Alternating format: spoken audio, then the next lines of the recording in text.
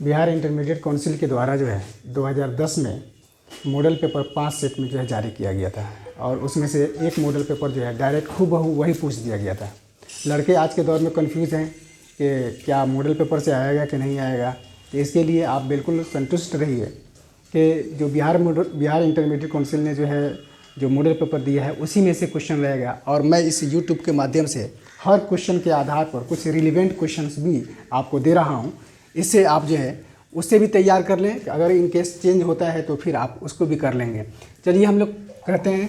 सबसे पहला जो है क्वेश्चन नंबर 11 सेट फर्स्ट है और सेट फर्स्ट का क्वेश्चन नंबर 11 हम लोग कर रहे हैं कि साइनाइड विधि के द्वारा प्राप्त धातु है।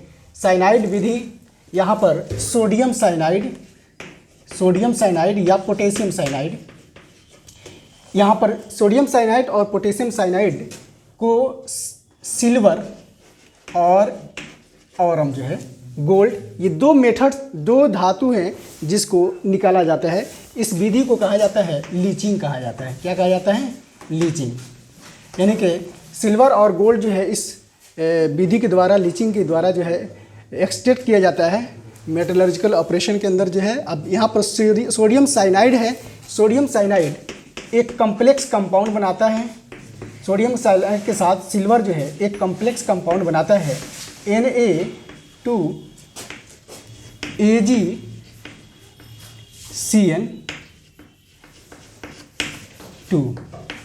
Na2AgCN2 ये एक कम्प्लेक्स कंपाउंड बना और फिर उसके बाद जो है AgCN2 को अगर जिंक के साथ जो है हम रिएक्शन करा दें तो ये जिंक जो है क्या करता है, सिल्वर को डिस्प्लेस कर देता है और दूसरे तरह का जिंक का जो है एक कम्प्लेक्स बन जाता है। सिल्वर जो है यहाँ पर फ्री बच जाते हैं। इस प्रकार सिल्वर जो है वहाँ से हम निकाल सकते हैं, एक्सट्रैक्ट कर सकते हैं। तो साइनाइड विधि के द्वारा, साइनाइड मेथड्स के जरिए जो है हम क्रोमियम का निष्कर्षण नहीं करते हैं, निकालते नहीं हैं, कॉपर का भी नहीं करते हैं। यहाँ पर ऑप्शन आपका सिल्वर दिया हुआ है, अमोनियम भी दिया हुआ है। यहाँ पर सिल्वर ऑप्शन आपका करेक्ट है। आप वहाँ अगर जो है ऑप्शन चेंज होता है, गोल्ड अगर दिया जाता है तो गोल्ड भी आप लगा सकते हैं। किसके द्वारा? साइनाइड, सोडियम साइनाइड या पोटेशियम साइनाइड के द्वारा जो है कम्प्लेक्स बना लिया जाता है। कम्प्लेक्स के साथ जो है जिंक के द्वारा उसको डिस्प्लेस करके सिल्वर डिस्प्लेस हो जाता है। यहाँ पर जिंक चला आता है, यहाँ पर जिंक चला आता है, सिल्वर जो है बाहर आपका निकल जाता है। इस प्रकार सिल्वर हो सकता है ऑप्शन में या गोल्ड हो सकता है। दो ही ऐसे मेटल हैं जो साइनाइड विधि के द्वारा जो है एक्सट्रैक्ट किए जाते हैं। आंसर जो है आपका थर्ड होगा। क्वेश्चन नंबर 12 दिया हुआ है कि निम्न में कौन हाइड्रोजन बंधन नहीं बनाता है। हाइड्रोजन बंधन के लिए एक एटम का मोर इलेक्ट्रोनेगेटिव होना जरूरी है। एक एटम का मोर इलेक्ट्रोनेगेटिव एटम होना जरूरी है। यहाँ पर हम देख रहे हैं कि ऑप्शन के अंदर जो है NH3 अमोनिया जो है, वाटर जो है दिया हुआ है, हाइड्रोक्लोरिक एसिड और HF दिया हुआ है। आप एक कंसेप्ट याद कीजिए, NO8। अगर इसके साथ हाइड्रोजन जुड़ा हुआ है यानी कि हाइड्राइड है, नॉफ का हाइड्राइड हो या ऑक्सीजन का नाइट्रोजन का हाइड्राइड हो, ऑक्सीजन का हो या फ्लोरीन का हाइड्राइड हो, तो नॉफ याद कीजिए ये मोर इलेक्ट्रोनेगेटिव एलिमेंट हैं। और जब इसके साथ जो है जब कंपाउंड बनाते हैं तो वह हाइड्रोजन को क्या करते हैं, अपने ओर आकर्षित करते हैं। इस प्रकार जो है NH3 जो है पोलर हो जाता है, इसी तरह से H2O भी क्या होता है, पोलर हो जाता है और HF भी क्या होता है, पोलर हो जाता है। तो मोर इलेक्ट्रोनेगेटिव होने की वजह से नॉफ याद कर लीजिए। अगर इसके साथ हाइड्रोजन जहाँ पर भी जुड़ा हुआ हो तो वो हाइड्रोजन बॉन्डिंग बनाएगा और हाइड्रोजन बॉन्डिंग बनाने की वजह से पोलर हो जाएगा मॉलिक्यूल, और पोलर होगा तो वो लिक्विड स्टेट में एग्जिस्ट करेगा। तो यहाँ से हम देखते हैं कि निम्न में कौन हाइड्रोजन बॉन्ड नहीं बनाता है। क्वेश्चन ये है। तो यहाँ पर यह हाइड्रोजन बॉन्ड बनाएगा, लिक्विड स्टेट में होगा, हाइड्रोजन बॉन्ड बनाएगा, लिक्विड स्टेट में होगा। ये हाइड्रोजन बॉन्ड नहीं बनाएगा क्योंकि हाइड्रोजन और क्लोरीन के बीच का इलेक्ट्रोनेगेटिविटी डिफरेंस ज़्यादा नहीं होता है। इस कंडीशंस में ये ज़्यादा पोलर नहीं हो पाता है। आंसर आपका जो है थर्ड होगा। नॉफ याद कीजिए। यहाँ पर नाइट्रोजन, ऑक्सीजन और फ्लोरीन के कनेक्टेड जो है जो भी हाइड्रोजन आएंगे वो जो है आपके हाइड्रोजन बॉन्डिंग बनाएंगे और वो लिक्विड स्टेट में एग्जिस्ट करेंगे, पोलर मॉलिक्यूल होंगे। यहाँ पर HCl जो है हाइड्रोजन बॉन्ड नहीं बनाता है। क्वेश्चन नंबर 13, S8 में सल्फर का ऑक्सीकरण संख्या क्या होगा। आपको याद होना चाहिए कि ऑक्सीकरण जो है ऑक्सीडेशन नंबर एलिमेंटल स्टेट में, एलिमेंटल स्टेट जैसे H2 हो गया, Cl2 हो गया, या जो है Br2 हो गया, I2 हो गया, F2 हो गया, नहीं, इस तरह से जो S8 हो गया, P4 हो गया, फास्फोरस P4 के रूप में एग्जिस्ट करता है। वैसे कंडीशंस में जहाँ पर भी एलिमेंटल स्टेट की बात करता है और पूछता है कि ऑक्सीकरण संख्या क्या होगा, ऑक्सीडेशन नंबर क्या होगा, तो जो भी एलिमेंटल स्टेट में होगा उसका कितना होता है, 0 होता है, उसका 0 होता है, क्योंकि उसमें दो एटम्स के बीच इलेक्ट्रोनेगेटिविटी डिफरेंस जो है दोनों के जो है बराबर होता है। इस प्रकार जो है बॉन्डेड इलेक्ट्रॉन जो है किसी की तरफ नहीं जा पाते हैं, बिल्कुल बीचों बीच में रहते हैं। वैसे कंडीशंस में यहाँ पर ऑक्सीडेशन स्टेट जो है क्या होगा, ऑक्सीकरण संख्या सल्फर S8 में 0 होगा। आपसे ये भी क्वेश्चन पूछा जा सकता है P4 में ऑक्सीकरण संख्या क्या होगा, तो P4 में ये भी एलिमेंटल स्टेट में, इसलिए यहाँ पर भी क्या होगा, 0 होगा। आपसे दो क्वेश्चन पूछे जाते हैं कि सल्फर जो है किस रूप में एग्जिस्ट करता है, तो आप वहाँ पर S8 के रूप में लगाएंगे, और कभी कभी ये भी पूछा जाता है कि फास्फोरस जो है किस रूप में एग्जिस्ट करते हैं, तो वहाँ पर आप जो है P4 लगाएंगे आंसर जो है। तो यहाँ से 3-4 क्वेश्चन बन जाते हैं, आप उसको याद कर लेंगे, ठीक है। अब उसके बाद हम लोग डिस्कस करते हैं क्वेश्चन नंबर 14। निम्न यौगिक में सबसे प्रबल अम्ल जो है बताना है, यानी कि स्ट्रॉन्गेस्ट एसिड जो है कौन सा है, प्रबल अम्ल स्ट्रॉन्गेस्ट एसिड जो है सबसे ज्यादा कौन सा है। ऑप्शन में दिया हुआ है HCl, HF, HBr और HI। ये चारों जो है क्या है, हाइड्रोजन के हाइड्राइड हैं। HF, HCl, HBr और HI ये जो है क्या है, हाइड्रोजन के हाइड्राइड हैं। ऊपर से नीचे जाते हैं, साइज क्या होता है, साइज जो है बढ़ता है, साइज बढ़ेगा, इलेक्ट्रोनेगेटिविटी क्या होगा, उसका घटेगा। सबसे ज़्यादा जो है मोर इलेक्ट्रोनेगेटिव कौन सा है, फ्लोरीन है। इस कंडीशंस में फ्लोरीन जो है मोर इलेक्ट्रोनेगेटिव है, तो ये हाइड्रोजन बॉन्डिंग बनाएगा, ठीक है। एक तो कंडीशन ये हुआ। दूसरा चीज़ ये कि HF जो है, फ्लोरीन क्या है, साइज छोटा है इसका। जब साइज छोटा है तो बॉन्ड लेंथ क्या होगा, कम होगा। बॉन्ड लेंथ क्या होगा, तो बॉन्ड लेंथ जो है अगर कम होगा तो बॉन्ड स्ट्रेंथ जो है ज़्यादा होगा, बॉन्ड स्ट्रेंथ ज़्यादा होगा। बॉन्ड स्ट्रेंथ ज़्यादा होने की वजह से ज़्यादा एनर्जी आपको देना पड़ेगा जो है इसको तोड़ने में, नहीं तो तोड़ने में एनर्जी, इससे हाइड्रोजन जो है कम रिलीज होगा, H+ आयन जो है कम रिलीज होगा। यहाँ हम देखते हैं HI के केसेज में कि इसके जो है साइज, आयोडीन का साइज बड़ा होगा। बड़ा होने की वजह से बॉन्ड लेंथ क्या होगा, साइज जो है बॉन्ड लेंथ इन्वर्सली प्रोपोर्शनल है साइज के, तो साइज जो है बड़ा है तो बॉन्ड लेंथ क्या होगा, छोटा होगा। बॉन्ड लेंथ साइज के जो है डायरेक्टली प्रोपोर्शनल है, साइज बड़ा होगा, बॉन्ड लेंथ क्या होगा, बड़ा होगा। तो वैसे कंडीशंस में जब साइज बड़ा होगा तो बॉन्ड लेंथ क्या होगा, बड़ा होगा। बॉन्ड लेंथ ज़्यादा होगा तो बॉन्ड एनर्जी जो है, बॉन्ड डिसोसिएशन एनर्जी जो है कम होगा। कम ही एनर्जी देंगे, फौरन जो है H+ आयन यहाँ से दे देगा। क्या दे देगा, H+ आयन दे देगा। और जो H+ आयन देता है वो क्या कहलाता है, एसिड कहलाता है। तो इन चारों में जो है सबसे जो है स्ट्रॉन्गेस्ट एसिड कौन सा होगा, HI होगा। क्या होगा, HI जो है स्ट्रॉन्गेस्ट एसिड होगा। इसका क्वेश्चन जो है 2 नंबर में भी पूछा जाता है कि HI जो है मोर एसिडिक है HCl से या HF से दे देता है क्वेश्चन, इस तरह के क्वेश्चन देता है। तो वहाँ पर यही कंसेप्ट जो है आप बताएंगे कि ऊपर से नीचे जाते हैं क्या होता है, साइज जो है बढ़ जाता है, इलेक्ट्रोनेगेटिविटी कम हो जाता है, जिसकी वजह से जो है बॉन्ड लेंथ बढ़ जाता है। बॉन्ड लेंथ बढ़ने की वजह से जो है H+ आयन रिलीज करने की क्षमता बढ़ जाती है, यानी बॉन्ड डिसोसिएशन एनर्जी कम हो जाती है और H+ आयन जल्दी निकल जाता है। H+ आयन निकालने वाला क्या कहलाता है, एसिड कहलाता है। वहाँ से भी उसका आंसर हम दे सकते हैं। चलिए, इसका ऑप्शन भी है 14 का जो है क्या होगा, 4 होगा। अब 15 नंबर क्वेश्चन देखते हैं कि गोताखोरी में यानी कि जो समुद्र के अंदर जो है गोताखोर होते हैं वो शोषण हेतु जो है यंत्रों में किन गैसों का मिश्रण प्रयुक्त होता है। यानी कि सांस जो लेते हैं वो गैस के सिलेंडर लेके जाते हैं और उस गैस के सिलेंडर के अंदर कौन कौन सी चीज़ें मिली रहती हैं, तो आप याद कर लीजिए, हीलियम, ऑक्सीजन और जो है नाइट्रोजन का मिश्रण होता है। हीलियम, ऑक्सीजन और नाइट्रोजन, ये 3 चीज़ें जो है उसमें मिली हुई रहती हैं, ठीक है। चलिए, उसके बाद जो है नेक्स्ट क्वेश्चन हम लोग करते हैं। क्वेश्चन नंबर 16, संक्रमण तत्वों में स्थान आवर्त के अंतर्गत है। यानी कि पीरियोडिक टेबल के अंदर जो है संक्रमण तत्व मतलब ट्रांजिशन एलिमेंट में जो है ट्रांजिशन एलिमेंट का जो है पीरियोडिक टेबल में स्थान कौन सा है। यहाँ 4 ऑप्शन दिया हुआ है, S ब्लॉक, P ब्लॉक और D ब्लॉक, F ब्लॉक जो है। इसमें D ब्लॉक के जो तत्व होते हैं उन्हीं में संक्रमण तत्व, ट्रांजिशन एलिमेंट जो है पाए जाते हैं, ठीक है ना। ट्रांजिशन एलिमेंट, संक्रमण तत्व जो है पाए जाते हैं। यहाँ आंसर जो है आपका D ब्लॉक होगा।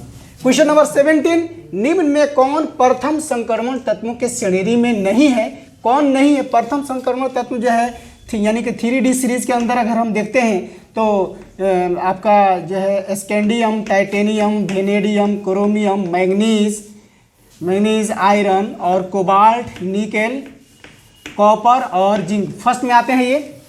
तो यहाँ जो ऑप्शन दिया है क्रोमियम, तो क्रोमियम यह ट्रांजिशन सीरीज में है, ठीक है ना। तो ये ऑप्शन नहीं होगा, पूछ रहा है कि नहीं होना चाहिए, यानी कि ट्रांजिशन सीरीज का वो कम एलिमेंट जो है नहीं होना चाहिए, तो क्रोमियम नहीं होगा। आयरन भी है, यहाँ पर है, आयरन भी नहीं होगा। मैग्नीज ये भी नहीं होगा। आंसर जो है आपका मैग्नीशियम है। मैग्नीशियम जो है सेकेंड पीरियड का एलिमेंट है, वो जो है सेकेंड ग्रुप का जो है बेरिलियम, मैग्नीशियम, कैल्शियम, स्ट्रोंटियम और बेरियम, रेडियम जो है ये आपका सेकेंड ग्रुप का एलिमेंट है। तो वैसे कंडीशन में आपका पूछ रहा है वही कि संक्रमण तत्व यानी डी ब्लॉक का एलिमेंट जो है नहीं है, तो यहाँ आंसर जो होगा आपका मैग्नीशियम होगा। इस तरह के ऑप्शन भी दे सकता है। कभी कभी ये भी पूछा जा सकता है आपसे कि 4D सीरीज का तत्व नहीं है, यानी कि 4D सीरीज का, थर्ड डी में तो आप देख लीजिए 4D सीरीज का नहीं है, 5D सीरीज का नहीं है या है, इस तरह के क्वेश्चन ये पूछा जा सकता है। तो वहाँ से आप जो है डी ब्लॉक के जो भी एलिमेंट्स हैं उसको याद कर जाइएगा कि 3D सीरीज में जो है ये आते हैं, 4D सीरीज में कौन कौन आएंगे, 5D सीरीज में कौन कौन से आएंगे, वहाँ से आप उसका क्वेश्चन कर लेंगे। फिर उसके बाद जो है यहाँ पर क्वेश्चन नंबर 18 दिया है कि लेंथेनाइड संकुचन कंट्रैक्शन किस तत्व के लिए उत्तरदायी है। जहाँ भी कंट्रैक्शन होगा क्या होगा, एटॉमिक रेडियस कम होगा। तो आपका ऑप्शन जो है एटॉमिक रेडियस के साथ साथ कौन है उसको जरा देखिएगा। जिरकोनियम और इटर्डियम की त्रिज्या समान है। तो इटर्डियम जो है, जिरकोनियम और इटर्डियम जो है दोनों एक ही जो है आपके जो है सीरीज के लग रहे हैं। तो यहाँ पर हम देखते हैं कि ये ऑप्शन नहीं हो सकता है। जिरकोनियम तथा नायोबियम इसका ऑक्सीकरण से के आधार पर तो नहीं दे सकते हैं, हम देंगे किसके आधार पर, त्रिज्या के आधार पर देंगे। इसका आंसर कंट्रैक्शन जो होगा। जिरकोनियम और हाफनियम की त्रिज्या लगभग जो है समान है। और चौथा ऑप्शन दिया है जिरकोनियम और जिंक की ऑक्सीकरण अवस्था, तो ये भी ऑप्शन नहीं होगा। आपका ऑप्शन क्या होगा, थर्ड जो है करेक्ट होगा। क्वेश्चन नंबर 19, निम्न संक्रमण धातु ट्रांजिशन मेटल के आयनों में कौन प्रतिचुंबकीय है, मतलब प्रतिचुंबकीय। देखते हैं प्रतिचुंबकीय कैसे हम निकालते हैं। प्रतिचुंबकीय दो तरह का होता है, दो क्वेश्चन यहाँ से पूछे जा सकते हैं, प्रतिचुंबकीय या जो है अणुचुंबकीय पूछा जाएगा आपसे, ठीक है ना। अणुचुंबकीय यानी प्रतिचुंबकीय डाईमैग्नेटिक और अणुचुंबकीय पैरामैग्नेटिक पूछेगा। यानी कि सिंगल इलेक्ट्रॉन है तो पैरामैग्नेटिक, अगर डबल इलेक्ट्रॉन है यानी कि पेयर में है तो डाईमैग्नेटिक होगा। उसके आधार पर हम देखते हैं निम्न संक्रमण धातु के आयनों में कौन सा प्रतिचुंबकीय है। कोबाल्ट प्लस यानी कि 2 इलेक्ट्रॉन की कमी है, निकेल प्लस, निकेल के टोटल इलेक्ट्रॉन में से 2 इलेक्ट्रॉन की कमी है, कॉपर प्लस, इसमें भी 2 इलेक्ट्रॉन की कमी है, जिंक प्लस, इसमें भी 2 इलेक्ट्रॉन की कमी है। जरा देखते हैं कोबाल्ट 27 3D7 4s2 और उसके बाद निकेल के लिए 28 3D8 4s2 और उसके बाद जो है कॉपर दिया हुआ है, कॉपर है 3D10 4s1 और उसके बाद जिंक दिया हुआ है, जिंक जो है 3D10 4s2। अब ऐसे कंडीशंस में आपका जो है कोबाल्ट CO पॉजिटिव 2 दिया हुआ है, 2 इलेक्ट्रॉन की कमी है तो 2 इलेक्ट्रॉन यहाँ से हट जाएंगे। और जरा डी ऑर्बिटल इसका बना के देख लीजिए कि डी ऑर्बिटल बनाने के बाद जो है 7 इलेक्ट्रॉन टोटल है। पहले एक एक करके भरेंगे, 5 हुए, एक और बढ़ाएंगे, 6 हुए और 1 2 3 4 5 6 और एक इधर देंगे 7, टोटल 7 होंगे। यहाँ पर जो अनपेयर्ड इलेक्ट्रॉन नजर आ रहे हैं इसलिए क्या होगा, ये पैरामैग्नेटिक होगा, अणुचुंबकीय होगा, ठीक है ना। यहाँ पर सिंगल इलेक्ट्रॉन नजर आ रहे हैं इसलिए क्या होगा, ये पैरामैग्नेटिक होगा, ठीक है। अब यहाँ जो है निकेल के केसेस में देखते हैं, अगर निकेल +2 करते हैं तो निकेल +2 करने पर 2 इलेक्ट्रॉन की कमी होगी, और ये 8 इलेक्ट्रॉन है तो 1 इलेक्ट्रॉन क्या होगा, यहाँ और बढ़ेगा, टोटल 8 हो जाएंगे। अभी भी 2 इलेक्ट्रॉन जो है क्या है, पेयर्ड है, 2 इलेक्ट्रॉन अनपेयर्ड है, अयुग्म है, 2 इलेक्ट्रॉन यहाँ पर अयुग्म है, पैरामैग्नेटिक होगा, क्या होगा, पैरा अणुचुंबकीय होगा। तो ये भी ऑप्शन नहीं होगा, ये भी नहीं होगा।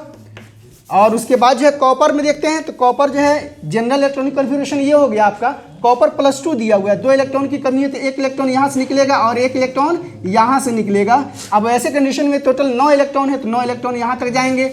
अभी भी 1 इलेक्ट्रॉन जो है क्या है, अनपेयर्ड है, ऐसे कंडीशन में ये भी क्या होगा, पैरामैग्नेटिक होगा।